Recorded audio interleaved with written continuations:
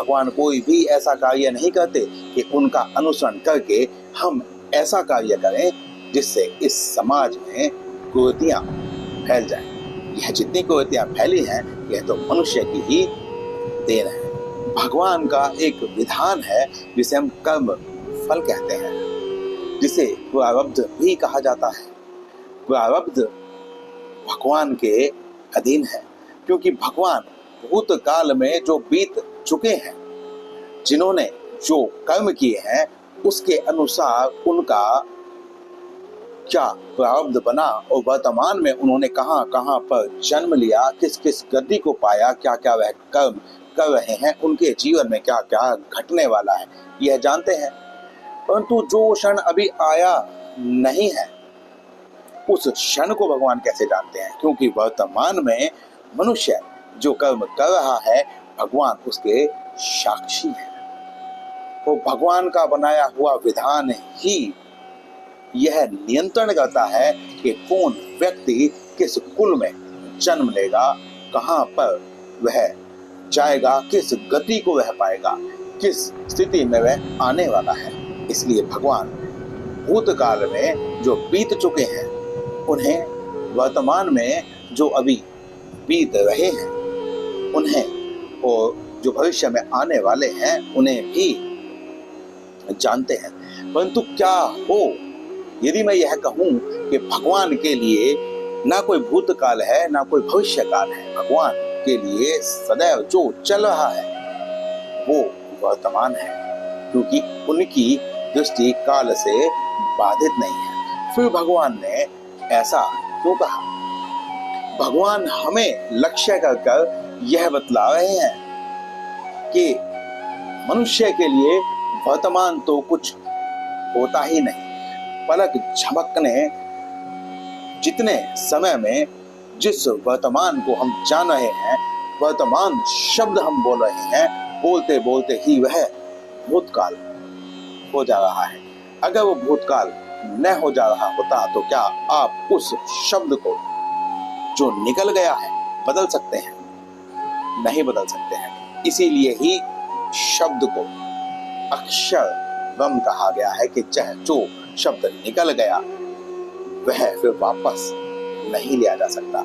अगर ऐसा होता तो ऋषि मुनि जो श्राप दे देते थे वह वापस ले लेते, परंतु इस मर्यादा को बनाए रखने के लिए कि मनुष्य आने वाले समय में कुछ भी किसी को भला बुरा बोल देगा, अपनी भड़ास निकाल लेगा और फिर वापस अपने शब्दों को ले लेगा।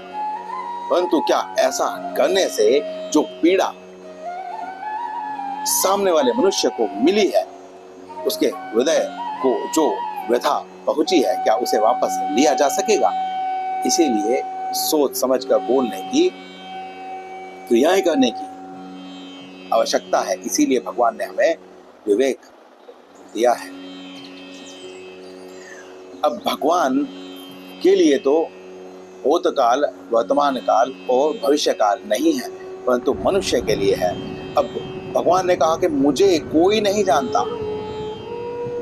अब यह सबसे बड़ी आपत्ति है।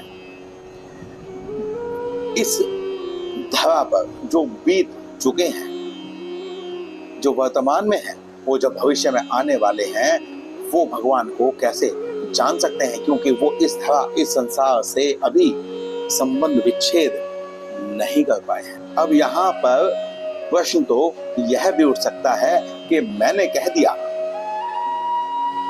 कि भगवान तो सदैव रहने वाले हैं, तो हम कैसे माने? भगवान सब कुछ जानते हैं, भगवान ने कह दिया तो हम क्यों मान लें? तो हम आपसे एक बात जानना चाहते हैं। आपने कभी वीडियो गेम या कोई सॉफ्टवेयर तो अवश्य ही चलाया होगा।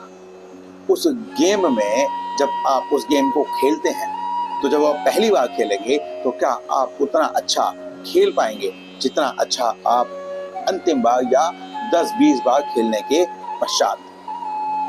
तो मनुष्य का जो जीवन है वह अपने सामने बीत रही घटनाओं से ज्ञान ग्रहण करता है, उसी के अनुसार वह अपने जीवन में क्रमशः तरक्की करता है। यहाँ पर हम एक बात और समझ सकते हैं कि जो शिक्षक होता है, जो शिक्षा हमें देता है, वह शिक्षक हमें बस वही पढ़ाता है जो हमारे सिलेबस में होता है, जो उसे पढ़ाने के लिए दे दिया गया है या उसके ज्ञान के अनुसार जितना पूर्ण है, परंतु उसे पढ़ाने में भी बहुत समय लगता है। परंतु एक शिक्षक ऐसा है जो सदैव हमारे साथ रहता है, वो प्रति क्षण हमें सिखाता रहता है। परंतु क्या हम उस शिक्षक का आदर करते हैं? जानते हैं वह शिक्षक कौन है? जो हमेशा हमें नया सिखाता है, वो सिखाता है जो हमारे लिए सही है, परंतु हम ग्रहण कर पाते हैं कि नहीं, यह हमारे ऊपर है।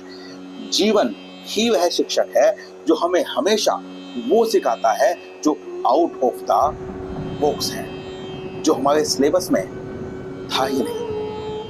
और उस समय ही हमारी परीक्षा होती है कि हम किस प्रकार का व्यवहार करते हैं, उस परिस्थिति से किस प्रकार से हम डील करते हैं। उसमें फंसकर हम दम तोड़ देते हैं, रोते हैं, बिलखते हैं, या ऐसा एक प्रमाण बन जाते हैं जिसे देखकर वो लोग शिक्षा ले सकें। इसीलिए भगवान हमें शिक्षा देते हैं, फिर इस जीवन में आने वाली परिस्थितियों से हम किस प्रकार डील करते हैं, कैसा हमारा निर्णय रहता है, कैसे हमारे कर्म रहते हैं, उसी के अनुसार हमारा प्रारब्ध बनता है।